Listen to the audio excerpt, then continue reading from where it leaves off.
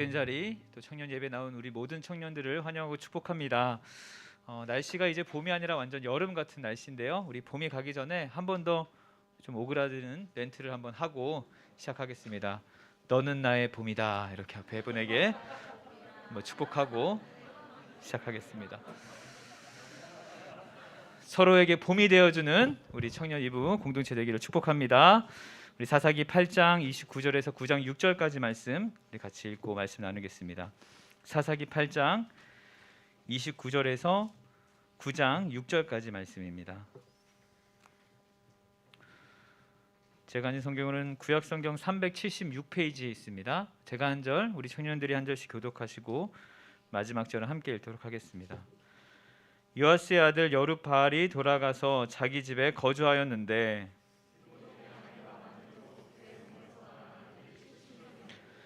세겜에 있는 그의 첩도 아들을 낳았으므로 그 이름을 아비멜렉이라 하였더라.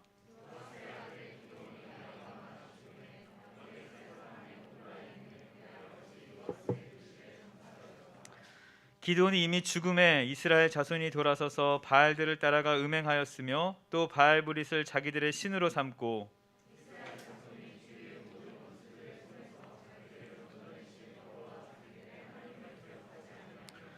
또 여룹바알이라는 기드온이 이스라엘에 베푼 모든 은혜를 따라 그의 집을 후대하지도 아니하였더라.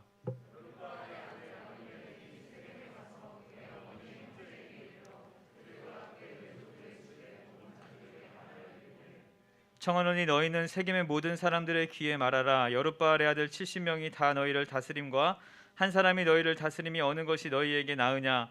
또 나는 너희와 고륙임을 기억하라 하니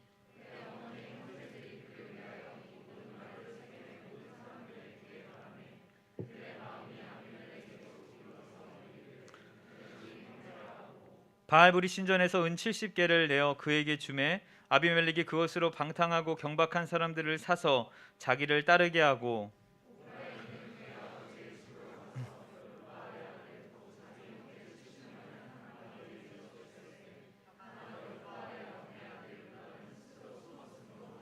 같이 있습니다. 세겜의 모든 사람과 밀로 모든 족속이 모여서 세겜에 있는 상수리 나무 기둥 곁에서 아비멜렉을 왕으로 삼으니라. 아멘. 사슴 한 마리가 이제 연못에서 물을 마시다가 자기의 멋있는 뿔을 보고 이것이 나의 장점이다 이렇게 생각했습니다. 그런데 가녀린 자신의 다리를 보면서 내 다리는 왜 이렇게 얇지? 그것이 단점으로만 이제 생각했던 것이죠. 그런데 어느 날 이제 사자가 그 사슴을 잡으려고 왔을 때 그는 단점이라고 생각했던 이 가녀린 다리를 통해서 빨리 달릴 수 있었고 사자의 공격으로부터 피할 수가 있게 되었습니다.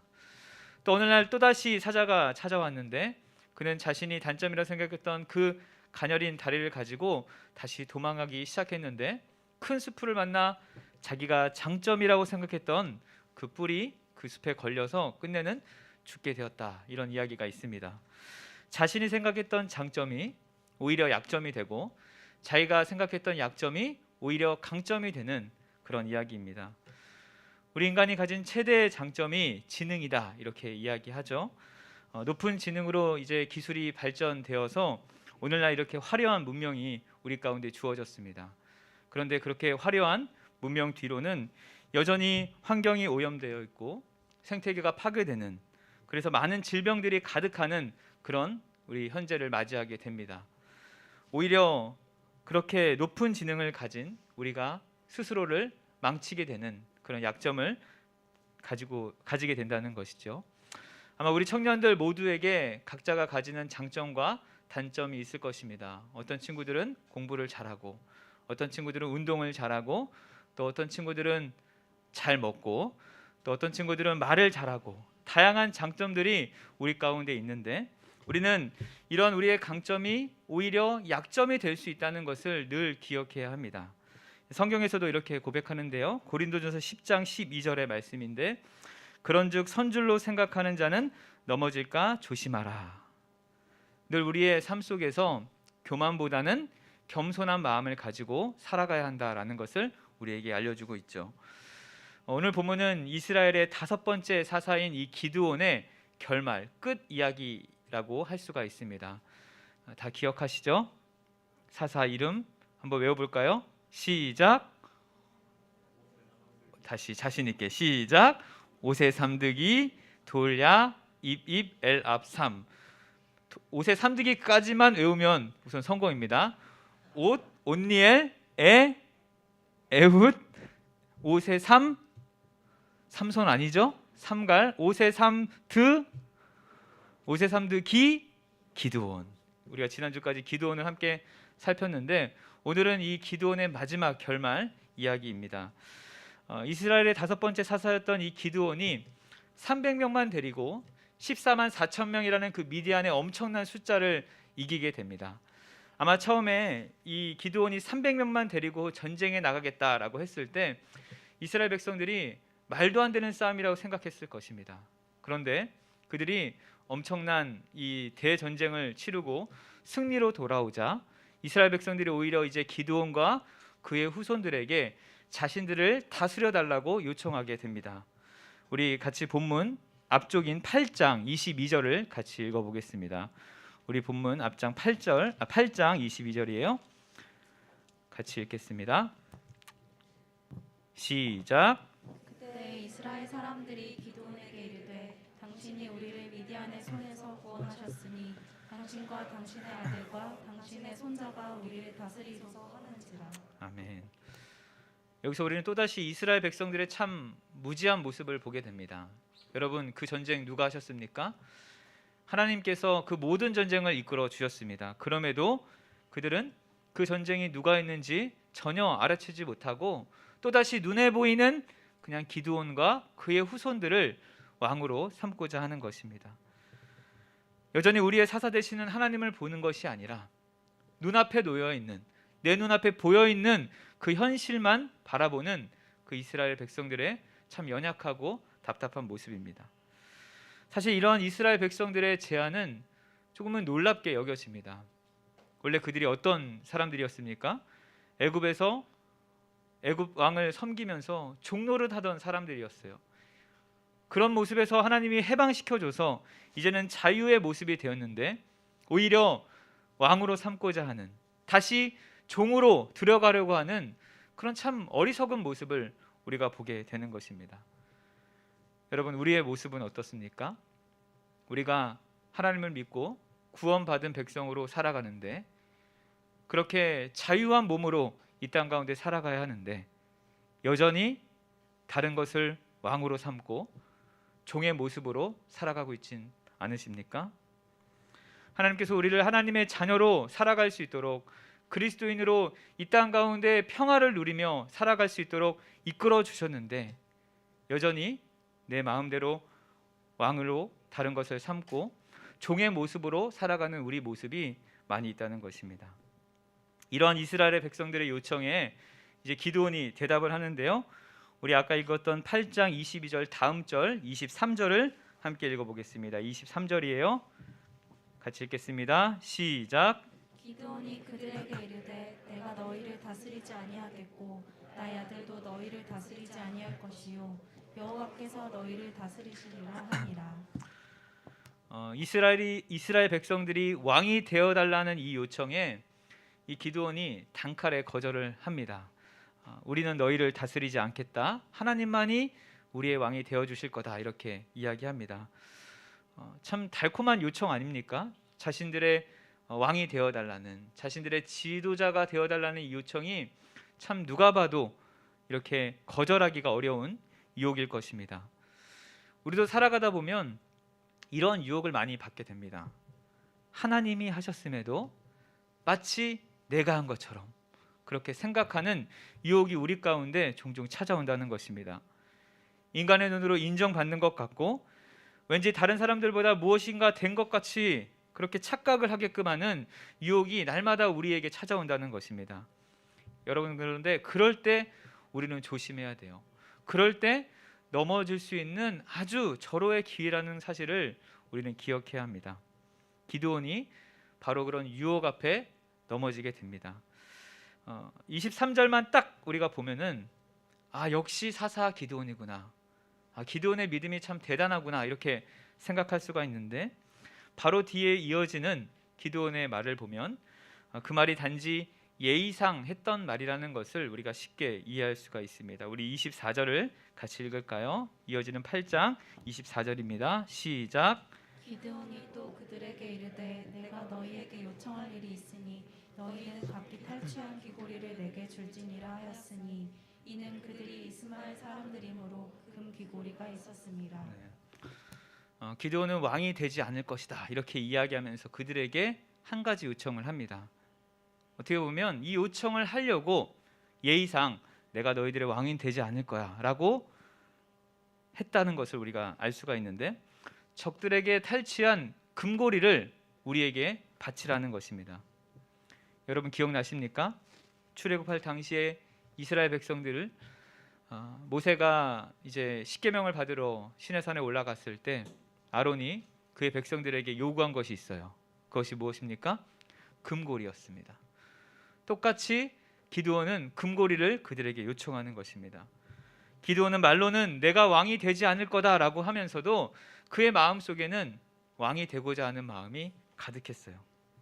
기드온은 손에 잡히는 이 가치들을 생각하는 세상의 왕과 똑같이 행동하기 시작하는 것입니다. 그리고 어떻게 합니까? 27절인데요. 27절은 제가 읽어드리겠습니다. 기드온이 그 금으로 에봇 하나를 만들어 자기의 성읍 오브라에 두었더니 온 이스라엘이 그것을 음란하게 위함으로 그것이 기드온과 그의 집에 올무가 되니라. 기드온은 백성들에게 받은 그 금으로 에봇 하나를 만들게 됩니다. 에봇은 이 당시 구약의 제사 때 이제 대제사장이 입는 하나의 옷으로 조끼와 같은 형태입니다.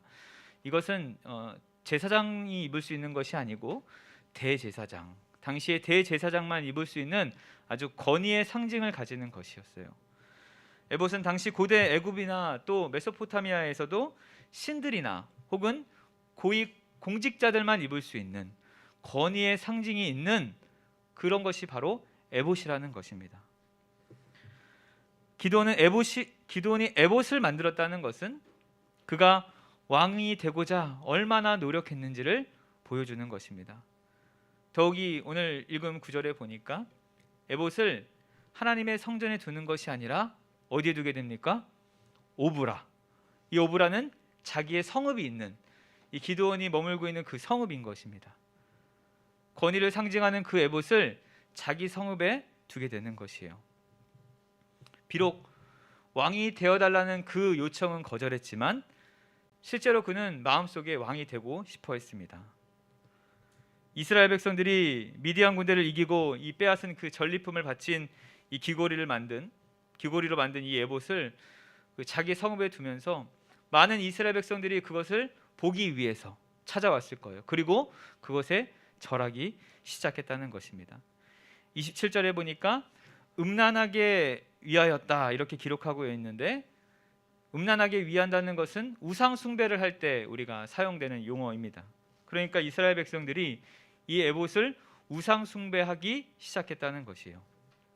그리고 오늘 우리가 읽은 이 30절에 보니까 기드온의 아내가 많았다 이렇게 기록하고 있는데, 여러분 이때부터 사실 기드온은요 사사의 신분을 넘어서서 이제 자기가 왕이라는 왕의 모습으로 살아가고 있다는 것을 보여주는 것인데, 이 아내가 많았다는 것은 이 신명기에 왕이 금지해야 될 세 가지 중에 하나인 아내를 많이 두지 말라는 그 금지 명령을 어기는 것과 같습니다. 하나님이 이 본문에서 기드온에게 아내가 많았다 이렇게 기록하는 것은 그가 왕처럼 살아가고 있음을 우리에게 절실히 보여주는 본문입니다. 그런데 아내를 얼마나 많이 두었는지 그의 몸에서 낳은 아들이 70명이다 이렇게 기록합니다. 그러니까 아들만 70명이고 딸이 기록되어 있지 않으니까 아마 자녀들이 한 100명 이상, 그 많은 아이들을 낳기 위해서는 많은 아내를 그가 두어야 했겠죠. 그런데 여기서 참 신기한 표현이 하나 나오는데 31절에 보면 그냥 아내가 많았다 이렇게 기록하는데 첩이다 이렇게 기록하고 있습니다. 어차피 아내가 많았으니까 한 명의 아내 빼고는 다 첩인데 굳이 첩이다 이렇게 기록하는 것은 아내는 아마도 이스라엘 민족들의 여자였을 거고, 이 첩은 믿지 않는 가나안 땅에 있었던 그런 여인이었을 것이다 이렇게 우리가 유추해 볼 수가 있습니다. 기드온은 이스라엘 사람 외에도 하나님이 절대로 혼인하면 안 된다 했던 그 가나안 민족의 여인들을 취하면서 그렇게 자기 마음대로 살아가기 시작했다는 것이죠. 이스라엘 민족을 이끄는 그 사사 기드온이 하나님의 말씀에 정면으로 대항하는 것입니다. 하나님의 말씀보다 자기가 우선시 되고 있는 것입니다. 그리고 그의 첩의 아들의 이름이 아비멜렉이다 이렇게 기록하는데, 아비멜렉의 이름의 뜻이 바로 아버지는 왕이시다라는 뜻입니다. 이름을 누가 지어줬을까요? 기드온이 지어줬겠죠.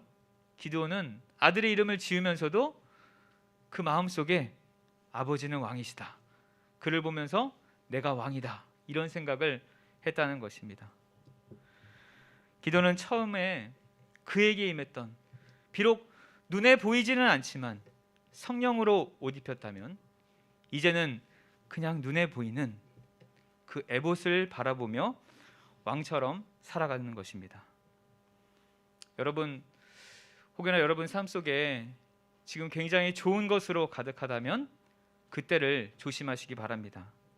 그때가 오히려 여러분을 넘어지게 하는 그런 시기일 수 있다는 것입니다. 하나님 앞에서 누구보다 잘 나가던, 하나님 앞에서 누구보다 그렇게 뛰어나다라고 평가받았던 기드온이 한순간의 유혹에 그냥 넘어지게 되는 것입니다. 기드온만 그런 것이 아닙니다. 우리도 동일해요. 좋은 대학, 좋은 직장, 좋은 남자친구, 여자친구를 만났다고 해서 우리가 그렇게 교만해질 필요가 없다는 겁니다. 그것이 오히려 살아있는 하나님의 교제를 막게 하고 하나님과의 그런 깊이 있는 관계를 막게 한다면 그 모든 것이 다 우리를 넘어뜨리게 하는 아주 위험한 존재라는 사실이에요. 처음에는 마치 이게 은혜의 표징인 것처럼 보여지지만 나중에는 이것이 우리 삶의 올무가 되는 것입니다. 우리 사랑하는 청년 여러분, 여러분 삶 속에 혹여나 그 자리에 하나님이 아닌 다른 것이 놓여 있는 것이 있습니까? 우리의 삶 속에 에봇은 무엇입니까? 우리 안에, 내 안에 내가 주인 되려고 하는 욕망, 그 모든 것이 여러분들에게 올무가 될 수 있습니다. 혹여나 그런 것이 있다면 그런 것을 말끔히 제거하여서 겸손한 하나님의 자녀로 살아가기를 간절히 축원합니다. 이 기드온의 첩의 아들 이 아비멜렉도 이 기드온의 모습을 굉장히 닮았습니다. 제가 아들의 모습을 보면서 참 그 아버지의 그 아들이다 이런 생각을 합니다. 저도 어렸을 때 이제 하도 장난을 많이 쳐서 엄마한테 많이 혼났는데 우리 아들이 정말 우리 아내한테 많이 혼이 납니다. 누구를 닮았나 생각해 보니까 다 나를 닮았구나 이런 생각을 제가 하게 되는데, 이 아비멜렉도 기드온의 모습을 동일하게 똑같이 따라 살아가는 것을 우리가 볼 수가 있습니다. 오늘 본문 9장에 보니까 아비멜렉이 가장 먼저 이 세겜에 가서 자신의 외가 쪽 사람들을 만나 이야기합니다. 이 세겜이라는 장소를 우리가 잠시 기억해야 하는데, 세겜은 우리가 너무나도 잘 알고 있는 여호수아가 가나안 땅에 들어갈 때 너희들이 누구를 섬기겠느냐, 나는 하나님만 섬기겠다, 이렇게 신앙을 고백했던 아주 당시에 아주 신앙적으로 중요한 장소였다는 것입니다. 그런데 이런 곳에 바알브릿의 신전을 세웠어요. 그리고 여기서 나온 돈으로 형제를 죽이는데 그가 사용을 합니다. 오늘 본문에서 아비멜렉이 그 자신의 이름대로 왕이 되려고 얼마나 참 난폭하고 잔인한 일들을 했는지를 우리가 엿볼 수가 있는데, 4절에 보니까 사람들이 바알브릿 신전에서 은 70개를 내어주는데 그 돈으로 아비멜렉은 마치 당시에 깡패 같은 사람들을 사서 자기 형제 70명을 바위에서 하나하나씩 죽이는데 이제 사용하게 됩니다. 도대체 왜 이렇게 잔인할까? 도대체 무엇이 이 아비멜렉을 그렇게 망가뜨렸을까? 이렇게 묵상해 보니까 아마 그는 아버지의 모습을 보면서 마치 나도 왕이 되고 싶다 이런 생각을 했을 것 같습니다. 그런데 그 중심에는 마치 자기가 왕이 되고자 하는 그런 자기 중심성에서 이런 죄악이 나오게 되는 것을 우리가 보게 됩니다. 죄의 본질이 바로 이런 것이에요. 나라는 존재가 세상의 중심이 돼야 되고 내가 원하는 대로 모든 것이 돼야 한다는, 내 뜻대로 하고 싶다는 그 욕구가 바로 우리를 망가뜨리는 것입니다. 사람들 모두 다 끊임없이 그렇게 가지려고 하는, 끊임없이 힘을 가지려고 하는 그런 욕망이 가득 차 있습니다. 그것이 어떤 돈의 문제, 또 신분의 문제, 심지어 이 자녀와 부모의 사이에서도 내가 먼저 주도권을 잡으려고 하고 내 뜻대로 해야 되고 내가 원하는 대로 하려다 보니까 싸움이 일어나는, 그 모든 것이 다 자기 중심성에서부터 나오는 것입니다. 그런데 이렇게 왜곡된 이 자기 중심성을 통해서 얻게 되는 가장 큰 문제점이 무엇인지 아십니까? 그것은 바로 내 주변에 있는 사람들이 희생하게 되고 내 주변에 있는 사람들이 파멸하게 된다는 것입니다. 오히려 다른 사람들에게 상처가 되는 그런 모습들이 나오게 됩니다. 오늘 이 기드온의 아들 아비멜렉이 누구를 죽이고 있습니까? 자기는 끊임없이 자기 친척들에게 나는 너희들의 고륙이다, 내가 너와 함께 할 거다 라고 이야기하면서 그에게 힘이 생기자마자 가장 먼저 자신의 이복 형제인 70명을 하나하나 다 죽이게 되는 것입니다. 자기의 경쟁자가 될 것 같은 70명을 하나하나 다 제거하는 것입니다. 가족은 아비멜렉에 있어서 가장 소중하고 사랑하는 존재였을 것입니다. 그런데 이렇게 자기 죄성에, 자기 중심성으로 똘똘 뭉치니까 눈에 보이지 않는 것입니다. 가장 먼저 내 주변에 있는 소중한 사람들이 피해자가 되는 것을 우리가 볼 수 있는 것입니다. 여러분, 우리가 우리 안에 있는 죄성을 해결하지 못하면 제일 먼저 피해를 주는 것이 바로 가장 가까운 사람, 나와 함께하고 있는 사람임을 우리가 오늘 본문에서 발견할 수가 있습니다. 우리가 신앙생활을 하면서 자꾸만 교회에서 죄를 벗어버려라, 예수님을 닮아야 한다, 옛사람을 버리고 새 사람을 입으라 이렇게 이야기하다 보니까 그냥 그렇게 당연하다 이렇게 생각할지 모르겠습니다. 그런데 하나님의 말씀은 사실 굉장히 실제적입니다. 하나님의 말씀대로 순종하면 하나님이 원하시는 아름다운 삶을 우리 스스로가 가장 먼저 누리게 된다는 것입니다. 왜 주님이 자꾸 우리의 죄성을 다스리라고 명령하십니까? 왜 자꾸 죄를 버리라 우리에게 말씀하십니까? 그것은 우리는 우리의 죄성을 버리면 버릴수록 죄와 멀어지는 그 삶을 통해서 나 자신뿐만 아니라 내 주변에 있는 사람까지 아름다운 하나님의 나라의 모습들을 만들어가고 경험하게 되기 때문입니다. 그런데 반대로 내 죄성과 내 중심성대로 살아가다 보면 오히려 내 사랑하는 사람들까지 죽음의 모습에 이르게 한다는 것입니다. 그렇기 때문에 오늘은요, 우리가 이 말씀 앞에 좀 우리 스스로를 좀 돌아보길 소망합니다. 여러분, 저와 여러분 모두 다 온전한 사람들이 아닙니다. 너무도 죄성이 많아서 끊임없이 그 죄악된 죽음과 지옥으로 향해 가는 기차와 같다 이렇게 할 수가 있습니다. 그럼에도 하나님이 우리를 은혜로 이렇게 그리스도인으로 삼아 주셔서 치명적인 죄에 빠져들지 않게 할 뿐만 아니라 우리가 그런 죄성에 빠질 때마다 우리를 사랑의 채찍질로, 인생의 채찍을 들어서 우리를 보호하고 인도해 주셔서 이곳 가운데 있는 줄 믿습니다. 이 사사기의 중심 메시지가 다 그거예요. 죄악에 빠지는 그런 이스라엘 백성들을 계속적으로 침으로 다시 하나님의 백성으로 삼고자 하는, 죄악에서 멀어져서 함께 아름다운 공동체를 만들어가고자 하는 하나님의 마음이 이곳에 담겨 있는 것입니다. 여러분, 요즘 하나님께서 여러분의 마음을 두드리는 것이 무엇이 있습니까?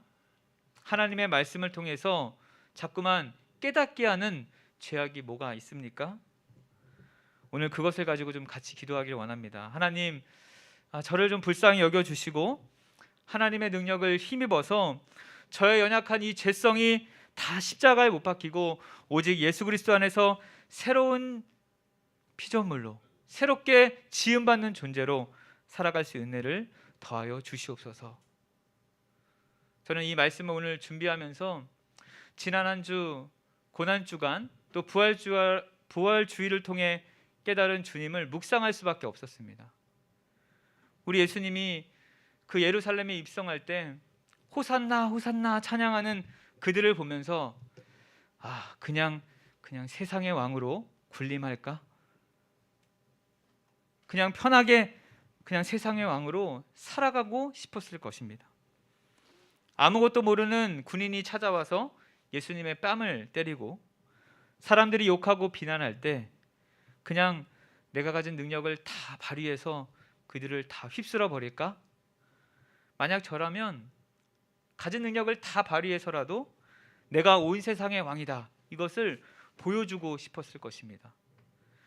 십자가의 상에서 엄청난 고난과 수치를 당하면서 그 고통이 너무 심해 그냥 포기하고 싶지 않았을까?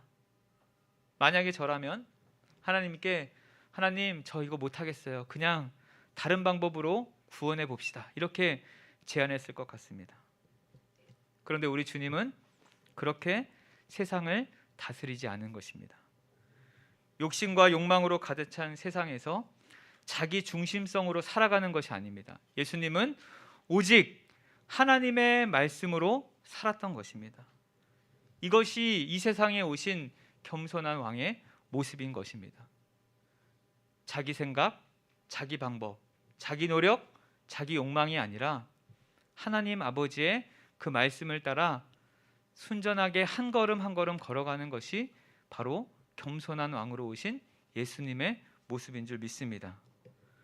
우리 사랑하는 여러분, 우리도 예수님을 믿음으로, 십자가의 그 예수님, 부활하신 예수님을 믿음으로 하나님의 자녀가 되었습니다. 우리가 이 땅에 하나님의 자녀라고 한다면 겸손으로 오신 왕의 모습을 따라 살아가야 할 줄 믿습니다. 스스로 왕이 되려고 하는 그 기드온이 아니라, 그리고 그의 모습을 보면서 아주 비참하게 죽었던 그 아비멜렉의 모습이 아니라 오직 겸손하게 하나님의 말씀을 따라 신실하게 살았던 그 겸손한 예수님의 모습을 기억하고 우리 또한 이 땅에 오직 하나님의 말씀을 따라 순전하게 살아가는 저와 여러분 되시기를 우리 구주 예수 그리스도 이름으로 축원합니다. 우리 시간 같이 한번 찬양할 텐데 오늘은 좀 각자가 가지고 있는 그런 죄악을, 또 죄성을 주님 앞에 한번 고백하고 하나님 무엇보다 겸손의 왕으로 오신 주님의 모습을 닮아 살아가기를 소망합니다. 이렇게 같이 기도하기를 소망합니다.